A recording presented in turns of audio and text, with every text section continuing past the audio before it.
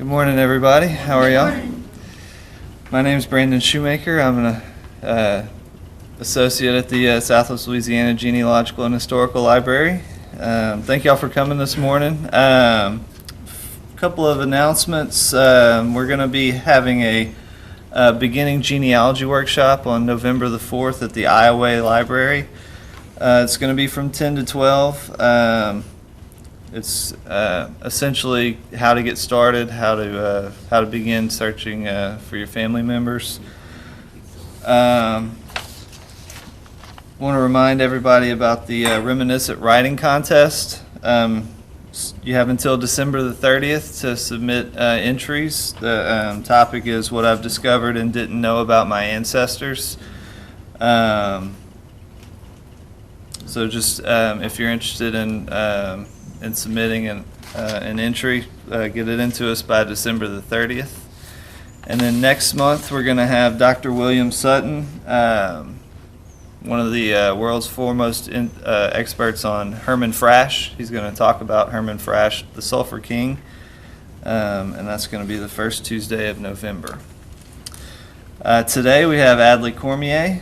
He's a longtime patron of the arts. He's with the Lake Charles Little Theater for 35 years, former president of the Calcasieu Historical Preservation Society, longtime preservationist, consulting historian. He has extensive knowledge of Southwest Louisiana, especially its historic structures and buildings, and that's kind of what he's going to talk about today, researching your historic house. So, ladies and gentlemen, Adley Cormier.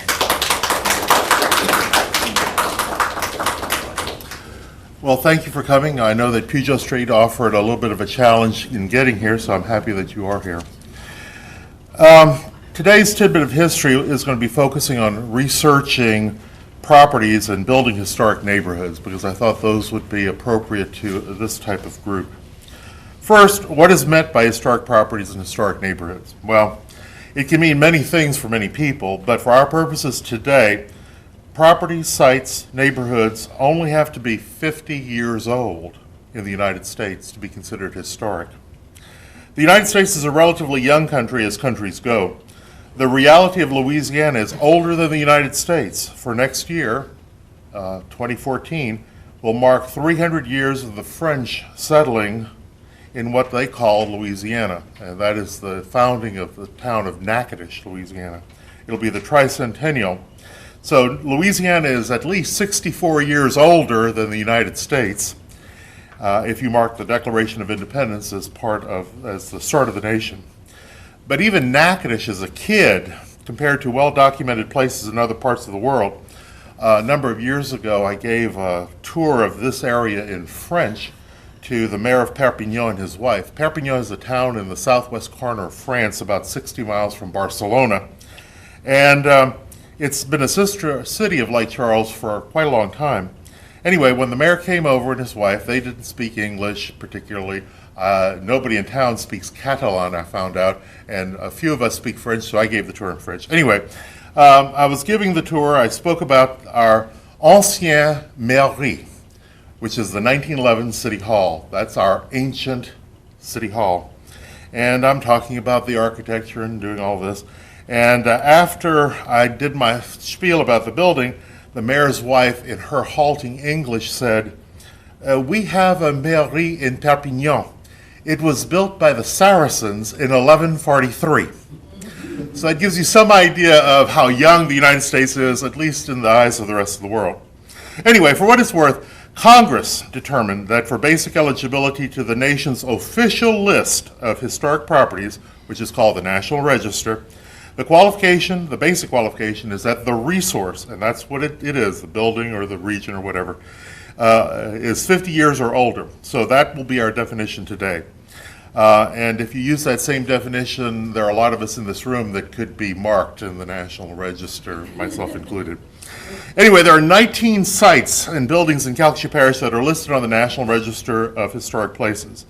In Lake Charles, the Calcasieu Marine National Bank, the historic Calcasieu Courthouse, Cash Grocery and Sales Building, the Charleston Hotel, the 1911 City Hall, the Cathedral of the Immaculate Conception, the Episcopal Church of the Good Shepherd, The Muller's department store building, along with the building just to the north of it, which is the Burton Campbell building, it's the one that's for sale right now, that's all one unit because the Burton Campbell building was part of the Muller's department store in its time of significance, as they call it. McNeese University's Bulber Auditorium, the Waters Pierce Stable building, which is near the Magnolia building, those of you who might know it as the Junior League building. The entire Charpentier Historic District, which is located on 40 blocks, and it begins pretty much here and goes towards Enterprise Boulevard. And number 12 for Lake Charles, but lost after the listing, was the Arcade Theater and the Miller Building in front of it. It stood in the 800 block of Ryan Street. In the town of Iowa, there is a National Register property, the 1937 vintage Iowa High School building. Just got on the register last year. In Vinton, the Ted Lyons House. For those of you who are baseball fans, Ted Lyons was a fabulous baseball player early part of the century. DeQuincy has 3 National Register properties. The Jackson Dog Trot House, which is out in rural DeQuincy, All Saints Church, which is now called Grace Chapel, and the Kansas City Southern Railroad Depot, which is the Railroad Museum in DeQuincy. Even Starks has a National Register property. The Deweyville Swing Bridge, which is shared with the state of Texas, is very, very unusual because in Louisiana, bridges are generally not made into the National Register, but for the state of Texas, they thought it was significant enough. It got on the register in Texas, so it automatically gets on the register in Louisiana. So anyway, so we have National Register properties all over Calcasieu Parish. In order for these properties to be on the register, the owners researched the history, consulted with architects and architectural historians on the individual story of the structure, and then they themselves sign off on the nomination to be considered at the first level on a statewide basis. Then the strongly worded case has to be made on why this particular building or site is especially important, and each case is reviewed by the Office of Historic Preservation staff, by other historians, by panels of experts in various fields at the state level, and finally by the Secretary of the Interior in Washington, who actually adds the structure to the list. And here's a little sidelight. Our own Charleston Hotel building was nominated and championed for the National Register because they thought by doing that it would get attraction to the building. However, the entire nomination process was unknown to the building owner, who lived out of town at the time, and there was a very big stink about the Charleston Hotel for a long time, and that was when the state office required that the owners sign off on any nomination to the National Register. Some of you may remember this. This is a story that was told me by the late Anne Hurley, so I know it's true because she was one of the people doing it. Anyway, in the case of historic districts, the municipality, the city, or the town, and in some cases it's the county or the other political subdivision, makes a local designation of historic district and defines what the boundaries are and the contents. And this is done based on resident direction and input. Before the National Register Lake Charles District was established, the Charpentier Lake Charles District was designated by ordinance as a city district. And most of that district was selected for recognition by the National Register. Even today, there are very slight differences between the boundaries of the National Register District and the boundaries of the Lake Charles Historic District, but they're pretty much the same. And while that district in Lake Charles is on the National Register, the other city historic district in Lake Charles, Margaret Place, is a city-designated district only. Now, you may ask, why have a district at all? Well, first off, there is a pride of ownership and place created when a group of citizens bands together to create such a district. It strengthens property values by fostering a sense of community. It provides marketing opportunities for tourism and travel. It contributes to the area's general attractiveness for economic development by promoting historic structures and areas as valuable for housing, retail, and other commercial ventures. In recent times, in areas like New Orleans, Charleston, Savannah, Mobile, and other cities in the coastal area, historic districts are viewed as safe or high ground. They're sort of exempt from FEMA requirements, so historic districts are getting a little bit of a life from that as well. And that's because the earliest construction in most coastal areas was on the highest ground available. And lastly, for enlightened homeowners and developers, historic districts promote adaptive reuse of buildings through tax credits for renovation and restoration efforts, which of course pumps money into local economies, and they also benefit from certain tax abatement programs that crop up from time to time. Now here in Lake Charles, the Charpentier district is really made up of several different neighborhoods. There's a strongly residential neighborhood on south of Broad on Iris, Pujo, and Kirby. There are structures lining Broad Street, which was once the route of Highway 90 and the Old Spanish Trail. The houses on Broad Street vary from government buildings on one end to Michigan Man buildings, which were built for lumber barons and for mill owners. Michigan Men, for those of you who don't know, is the local term for what really amounted to carpetbagger entrepreneurs who came to develop the area's lumber resources. North of Broad, particularly along Moss and Ford Streets, are the generally more modest homes and cottages built by the children of immigrants or other pioneer families, and these are folks who worked in those sawmills in the shipyards that were located here or on the railroad.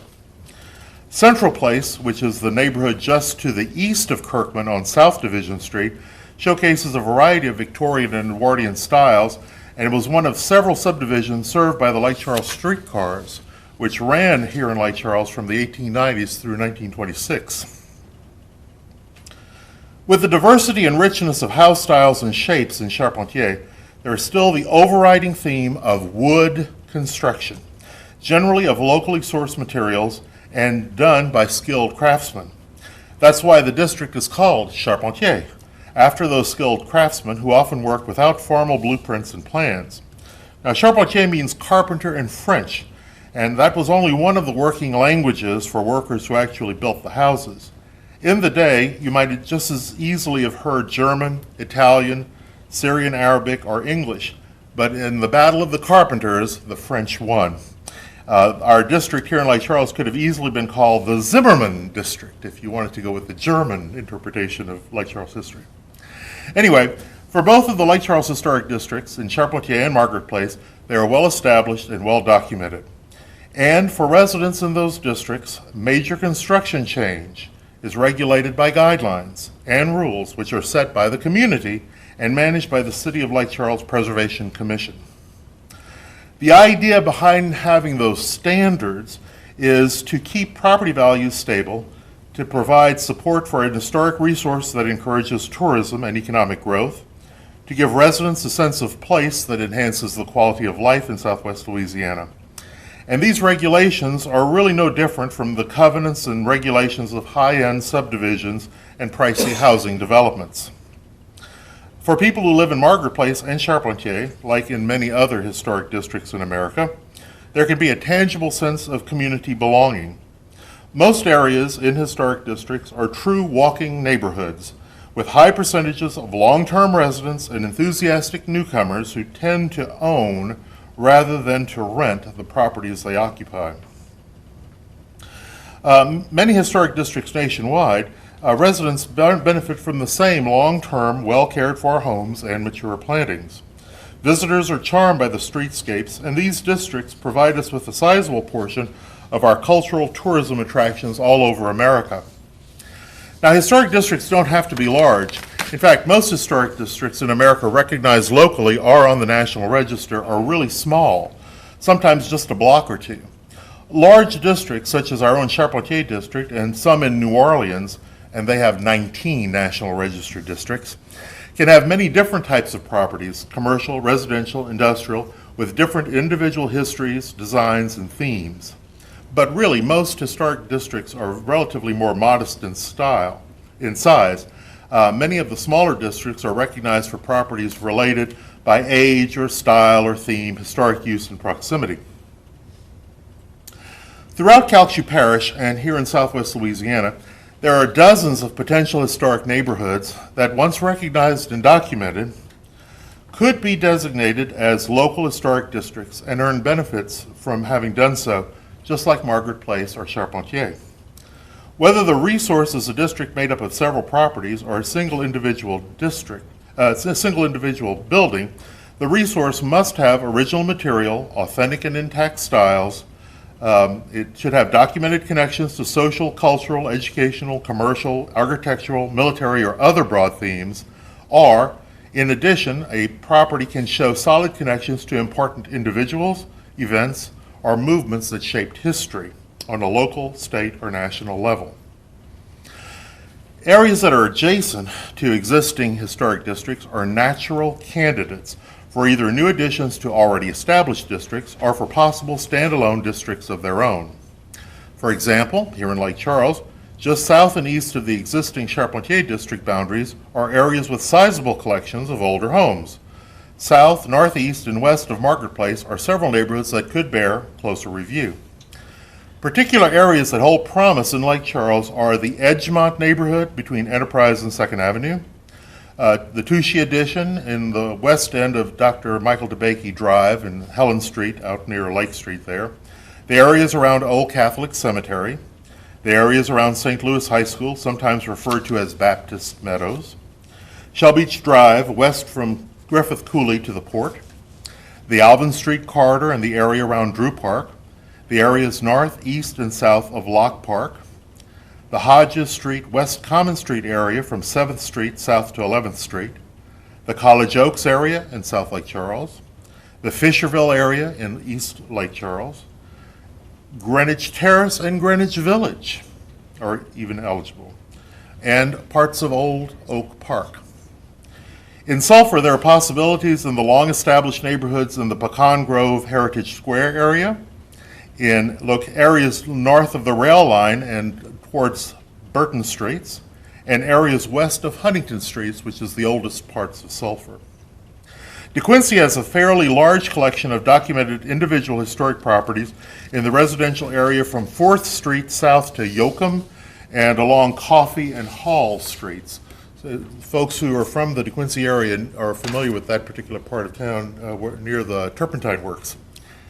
In Vinton, there are areas along Harge Street and Cross Street south of Highway 90, and in Iowa, there are certainly groupings of pre-1960s and even pre-1930s houses that have retained much of their character and historic features and could be the nugget of a potential district.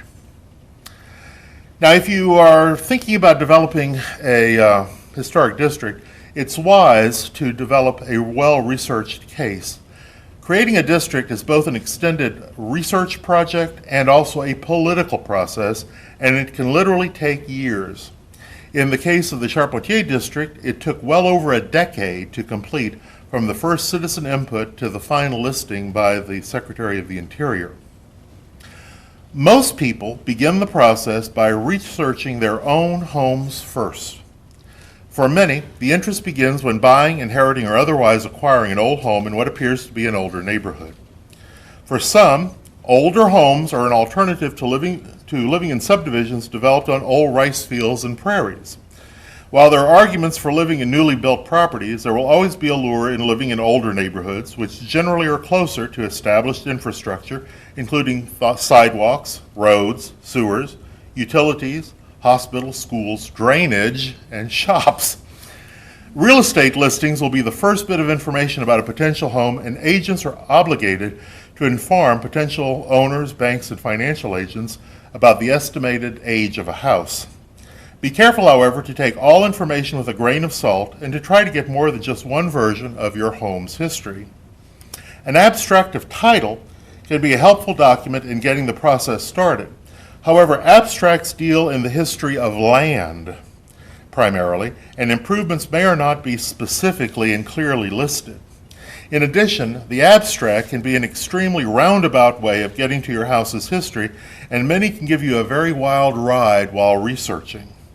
My own abstract includes the entire contents of the will of Sarah Mertens Greiner, down to who was to get her considerable privately held property, her stocks and bonds, and even her collection of Eastern Star gems. Okay. And also, many abstracts in Calcasieu Parish begin with, on the 23rd of April in 1910, a conflagration destroyed many records held in the Calcasieu Parish Courthouse. The abstract goes on to say that a number of sources were used to reconstruct records, including testimony from neighbors, abstractors, realtors, and others, and sometimes this gives you incomplete or even conflicting information. Luckily, in Calcasieu, there are published histories of houses available and a series of house history books by authors such as Lloyd Barra and the late Nola Mae Ross, to name two of the regional authors that have books of this sort. And these will certainly help those who have houses lucky enough to be in those publications. Website resources can be useful. A good website to start is calcasieupreservation.org, which is the website of the Calcasieu Historical Preservation Society, which is locally known as CHIPS. They are the Palm Sunday tour people. And there's quite a bit of history available with various internet search engines like Bing and Google. And while there can be many sources online, you have to be careful not to pin all your hopes on an internet search. Much history has not yet been converted to the electronic world of tomorrow. There is still quite a bit of our history to be written. And here's a plug for this facility that we're lucky to be in, the Southwest Louisiana Genealogical and Historical Library, which offers many resources for direct house research. Useful are the series of sandburn maps, which show the physical outline of structures on a plat for insurance purposes. Helpful, too, are ancient city directories and guides. Plus, the staff is generally very cooperative and clever in directing you to resources both within and without Calcasieu Parish. Oral history, particularly from longtime neighbors, can be useful in helping to gather information. It helps, of course, to have walkable neighbors, and it also helps to have long-established neighbors who enjoy talking about what they remember about the past. Some individuals have found success using newspapers, either online or in actual document form. Online is an impressive archive of our own American press and its predecessor papers. And don't forget that for a long period of time, the Beaumont Enterprise published a Louisiana edition, which was available in the mornings. So you have those two wonderful sources. One way to begin a newspaper search for your house is to use the online news archives and type in your address or the name of one of the builders or an early owner or resident of the property in question and check results. In a practical sort of way, an actual architectural house survey or review, which essentially deconstructs the house in terms of style, materials used, layout, and features. Architects, experienced craftsmen, draftsmen can be helpful in this. They can sometimes identify original building materials, note additions and renovations, and compare the actual structure with other structures on a local and regional level. House surveys, particularly when you factor in the styles and materials, can be very complex things and probably deserve an entire session like this on its own, but they can be very useful in determining history and context for an individual house. It can also determine alterations, renovations, lost features, and sometimes suggest what is original and what is authentic. However, in all of these research plans, there are some things to watch for and pitfalls to avoid. Number one, use several sources to establish validity. You cannot pin all of your hopes on one resource, whether it's an abstract that happens to list a structure on the property, or just one sandburn map drawing, or one listing in an ancient edition of a newspaper. You have to corroborate your findings with other findings in order to get the complete picture.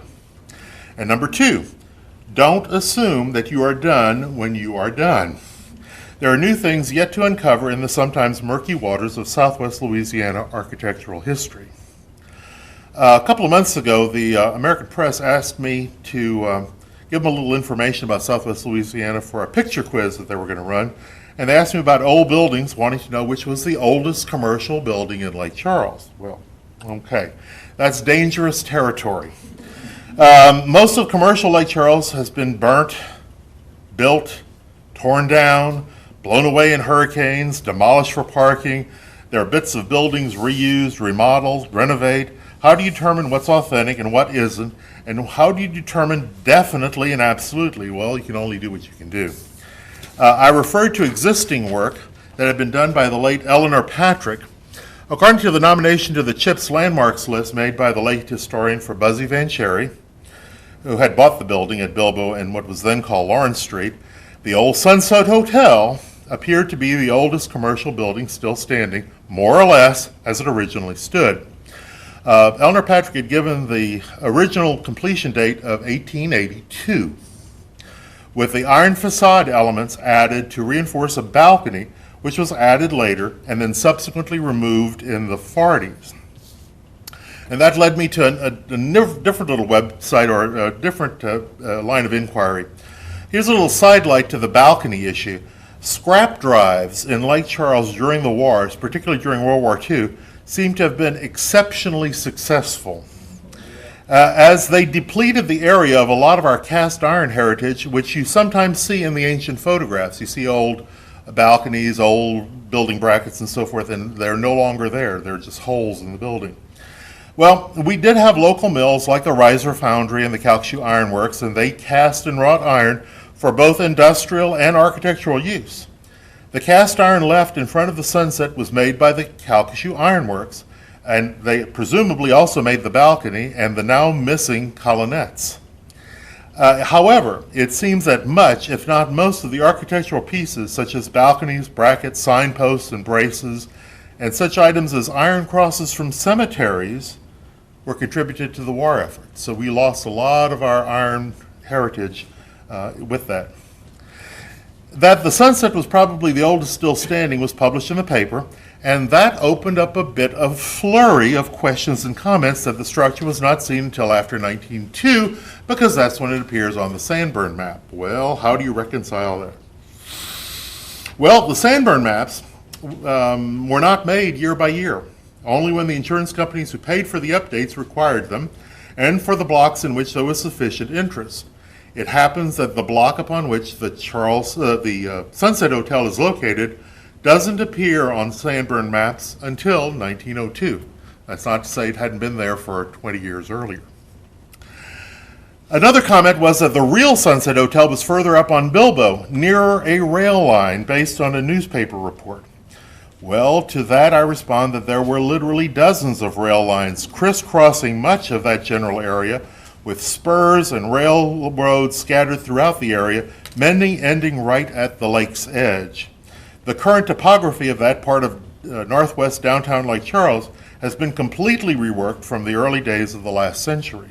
So I go back to Ms. Patrick's research, and I still hold that the 1882 date for the Sunset Hotel makes it the oldest building still standing. By the way, the archives of the Preservation Society are housed at McNese's Fraser Library, which is also a good resource for serious fans of civic architecture.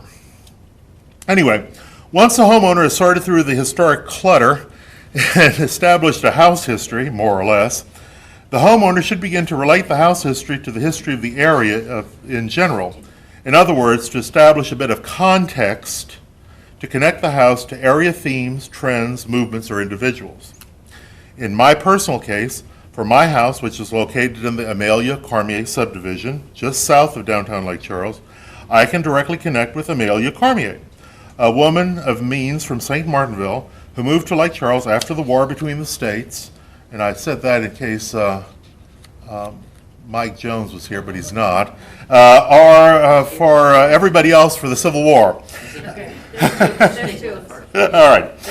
Okay. I went to LSU, and T. Harry Williams taught me, and he called it the Civil War.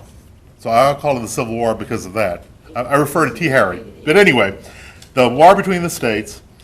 Anyway, she bought property from the estate of William Hutchins, the same man who donated the property for Old Catholic Cemetery and who established the Hutchins subdivision, which was a large part of central Lake Charles. Amelia subdivided lots sometimes after 1880 to establish the subdivision which bears her maiden name. The subdivision runs from Clarence Street to 12th and from Common to Kirkman. She married Valentine Moss, who was one of the leading families here in Southwest Louisiana. My wife Melinda and I actually registered our live oak tree, which is on our property, as the Amelia Cormier oak in her honor.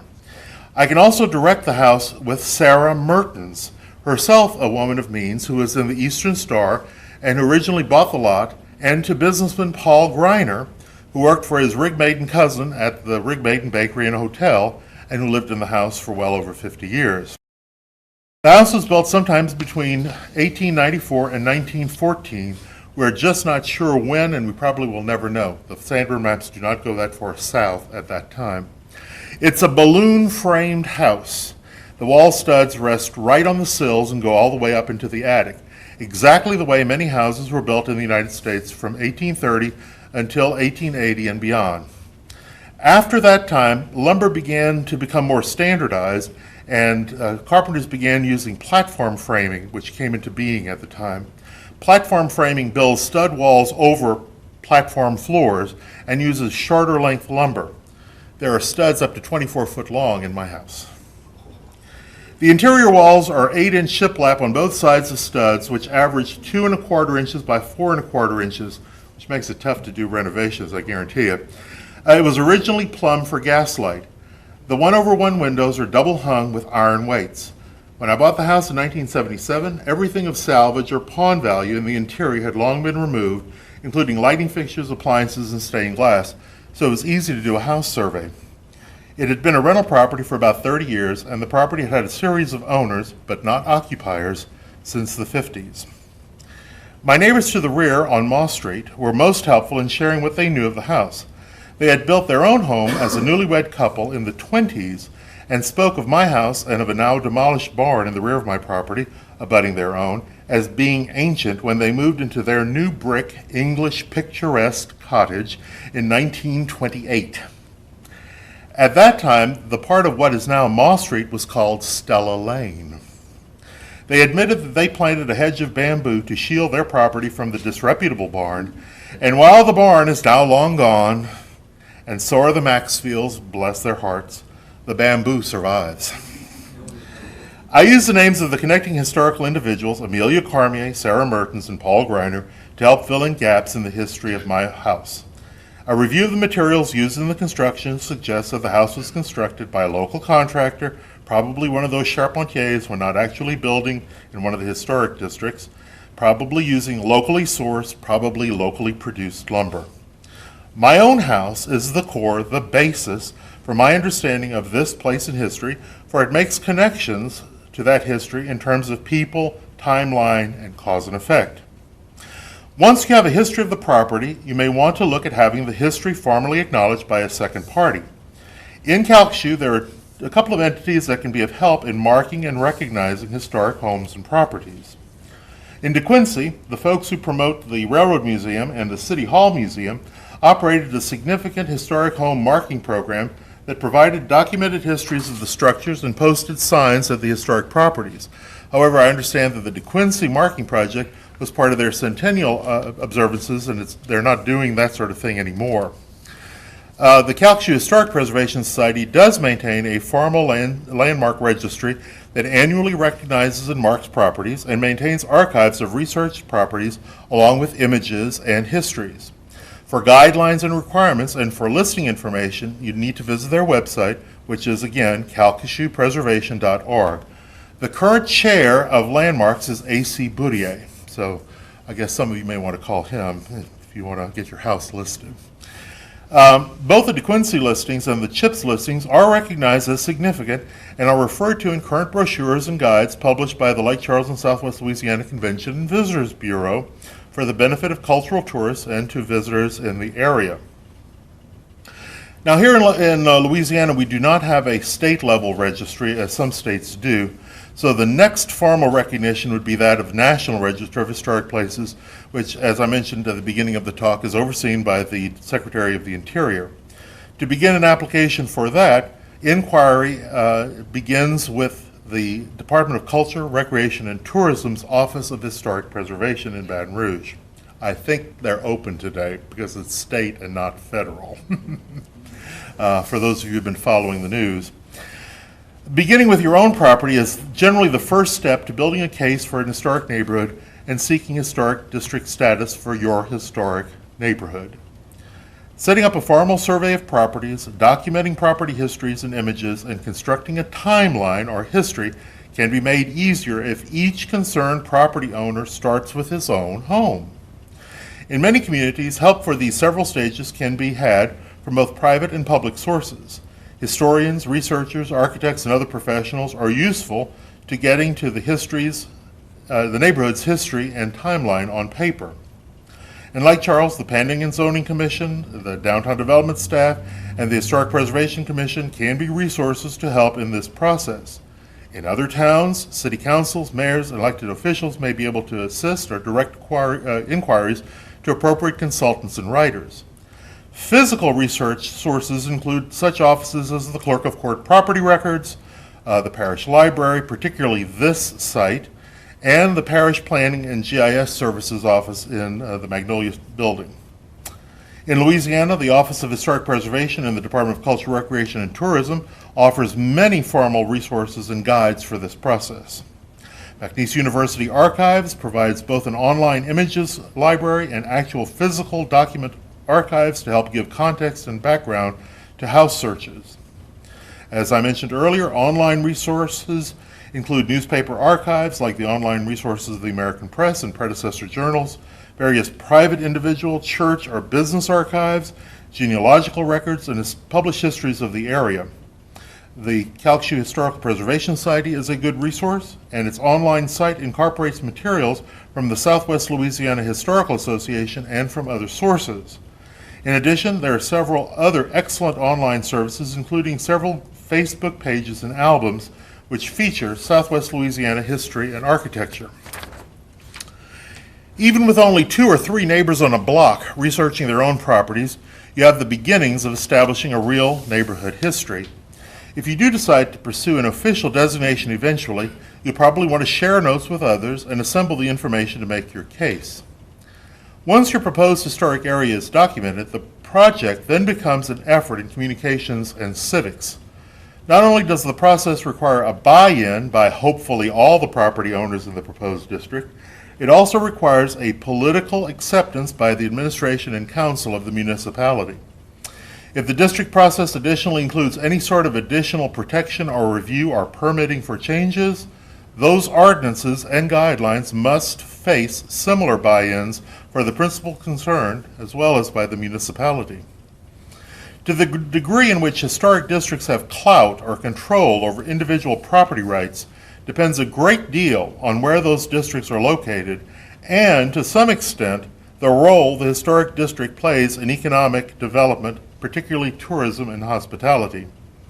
For example, in certain New England or Virginia jurisdictions, where the district is the main and sometimes the only tourism generator, the district can control practically everything about private property, including house color and types of vegetation planted in the yard. In other areas, owners have much more latitude in what they choose to do within rather wide general community guidelines.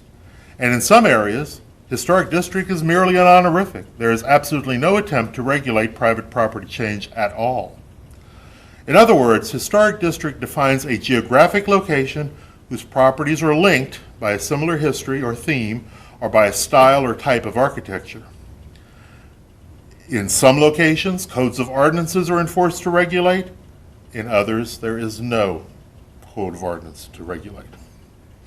In building your historic district, you literally have the opportunity to plan the future of that district in terms of negotiating that fine line between private property and public heritage. Now, the best way to tell a story is to tell the whole story. To do that, you sometimes have to use props and pictures, and you have to offer evidence to prove a point quicker and to make it more clearly. Actual buildings make it easier to tell the whole truth. Public heritage is the whole truth of a place. That's my definition. In Lake Charles, for example, the whole truth of its history is that at one time there were lumber mills that processed pine and cypress. Today, there is practically no tangible evidence of that industry. You have to imagine the mills on the shores and the logs floating on the lake.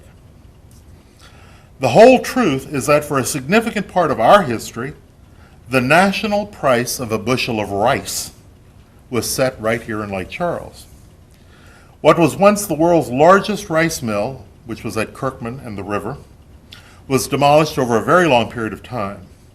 It's gone, and with it much of the memory of the days when rice was king. The whole truth of this area is that for almost 30 years, Lake Charles had streetcars. They served a wide swath of the community from Gifford Street in the north of Lake Charles to Gulf Street on the south, and from Barb Pier to Boulevard. And for a time, streetcars in Lake Charles ran round the clock. Some service. And railroad stations, Southern Pacific, Kansas City Southern, Iron Mountain, Missouri Pacific, were spotted all over town. They're gone, gone, gone. And now they're nearly forgotten. In the parish, the whole truth is that the modern chemical industry, which for many practical purposes began with Herman Frasch's invention of his method to extract sulfur from underground deposits, the discovery which was made right down the road in Sulphur, once called the richest 10 acres in America, nothing, or very practically nothing, is left to physically tell that tale. The whole truth of military aviation is impossible to tell without speaking of Gersner Field. Only last year, I'm proud to have helped to unveil one lonely sign along a rural highway which tells but one single page of the very colorful history of Gersner Field, Louisiana's early entry into military aviation. What's left are only foundations and the faint outlines of a double runway. No building, no hangar, nothing tells of the frantic, energetic years when biplanes did loop-de-loops and dogfights darkened skies over Sweet Lake. While time and progress do move on, they do not always have to erase the past to build the future. For too much of our history here in southwest Louisiana, there is nothing, or next to nothing, physical left. Not even, in many cases, a tidbit of history remaining to help tell the whole story. And that's a sad, incomplete tale to leave to future generations.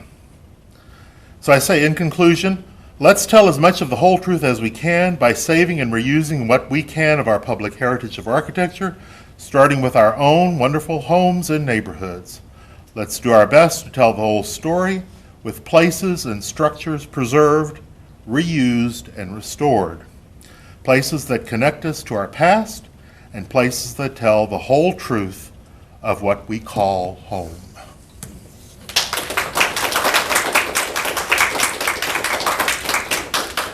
I can take any questions, if there are any questions from the House. I know it's long, but I thought it was important. Yes, sir. In the early 1900s, Gosport was a big area for Lake Charles. Yes. It was the highest ground. Mm-hmm. Right before the Second War and after, it started deteriorating because they left the high ground to go live in the marsh and the rice fields south of that. Why isn't anything in Gosport in these historical areas? Well, actually, there are some that are. Part of the problem is that we live in a tropical climate, and many of those original houses, if they're not maintained, they deteriorate.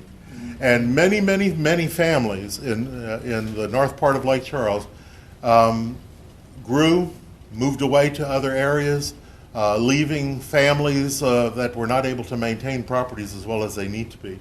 Unfortunately, there's a lot that was literally erased by weather, by inattention, and so forth. There are individual homes in North Lake Charles that really do deserve to be individually marked. I just could not find, as I drove around and tried to view things, enough that you could actually develop a whole neighborhood, which is at least a block. I mean, for this purpose, would be a block. But I'm sure that there may be some. Also, there are houses that exist that have been added to over the years. You don't know what the original house looked like. It's sort of like the Barb homestead. I've always heard that the Barb house is the oldest house in Lake Charles because it's part of the original cabin from the 1830s in the middle of the, but it's grown, it's been redone and redeveloped because families change. We have to remember that much of our architecture reflects what our needs are at the time. If you have 11 children, you can't be in a one-room cabin easily. And so people add on and change, and the exteriors change. And when we're looking at public heritage, and you're driving down the street, that's all you see. We don't get to go into people's houses very often. It's nice when we do, but we don't very often. So you make judgments from the outside appearances. So that's why it's tough to get back to that original nugget of what's the truth. The same thing happens in sulfur. It's very difficult to find an authentic sulfur mines workers' cottage. They had them, but where are they now? We don't have any of that documented. So yes, I agree with you. Gosport is one of the oldest and first settled. Remember the old Gulf? Oh yes.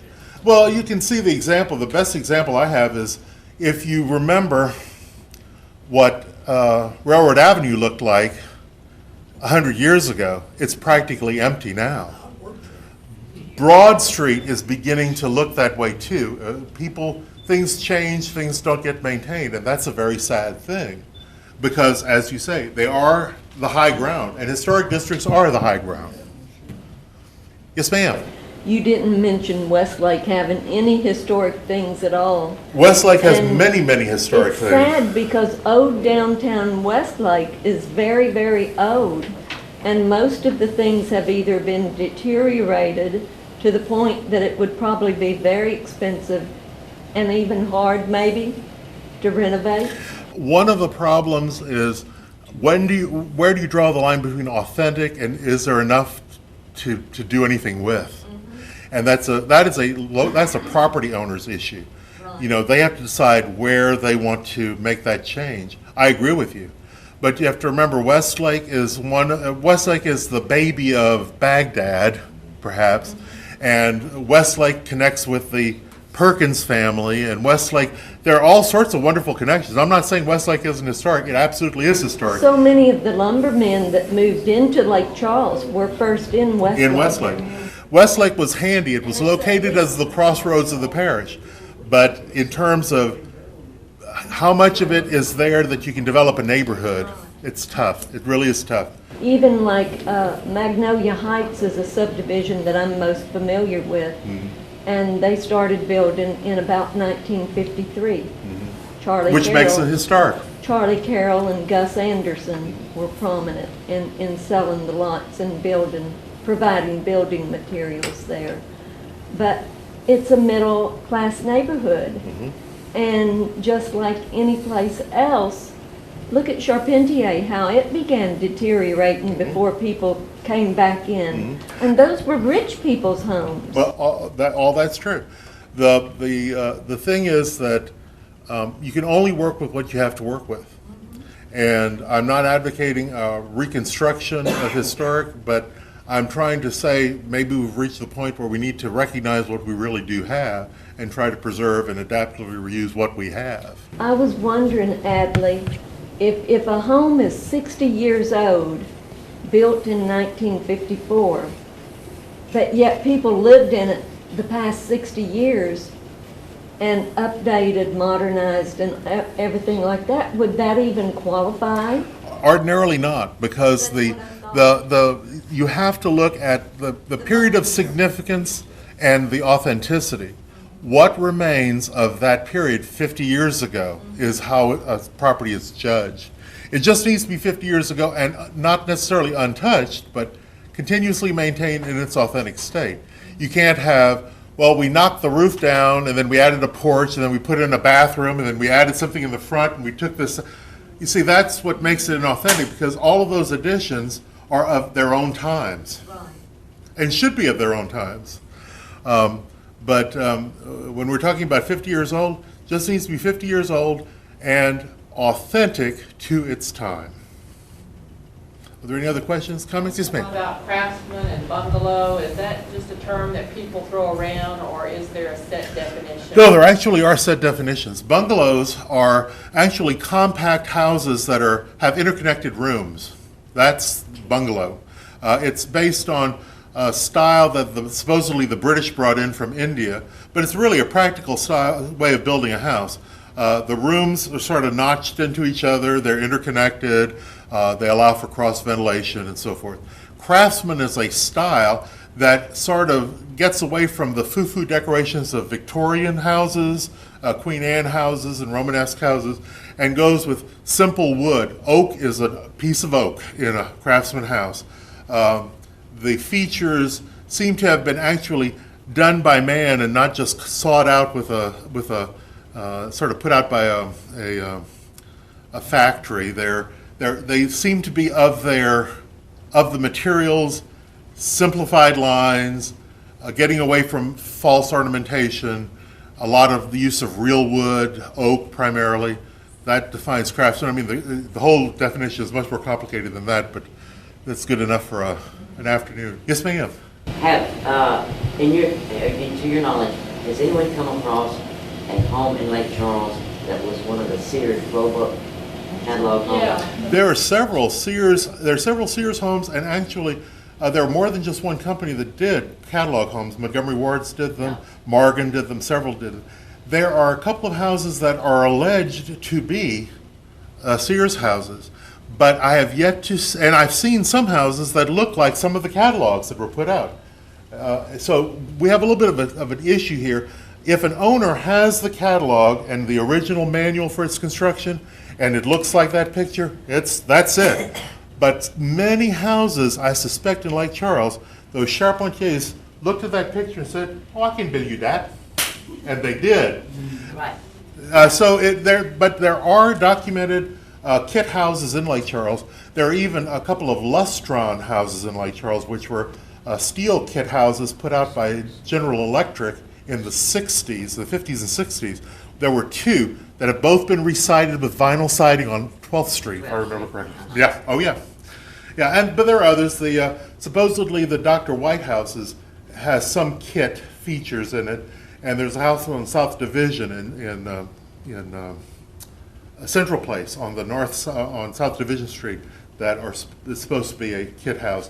But we've asked the homeowner. In fact, AC told me the other day that homeowner has put together the history of the house, and we're anxiously awaiting what they have to say about it. What style do you call those that have, a narrow house, okay, it's got a front porch. With the columns on the front porch, you have a brick base with the tapered columns. Well, the tapered column is actually, particularly if it's a two-story tapered column, is generally viewed as a Lake Charles column. That's actually the name for that. But those little houses, if they're shaped like a shotgun with a porch in the front and brick columns, those generally fall into the craftsman category because you're mixing a real material, sometimes brick, sometimes stucco, but with a wood column on top, square and blocky, kind of chunky. That's kind of a craftsman style. Tapered upwards. Mm-hmm. That's generally recognized as a craftsman style. They have some of those in also in Leesville. Mm-hmm. And I knew a girl that lived in one in high school there in Leesville, and I'd come to Lake Charles years later and meet a girl down here, become a friend of hers, and she lives, her family lived in that type house. So I just associated with Italians because she was Italian and this was Italian. No, particularly in the western side of Louisiana, which had a lot of lumber industry going from here all the way up to Shreveport, many of these houses were built. They were able to be built quickly. They were able to be built without a whole lot of fancy foo-foo. The tapered column shed rain. There are all sorts of reasons why you would go with this. They look good. It makes the house settle better, I guess, visually. And those are craftsman style houses because they were put together by people that weren't really using fancy European models, but rather American models. Any other questions, comments?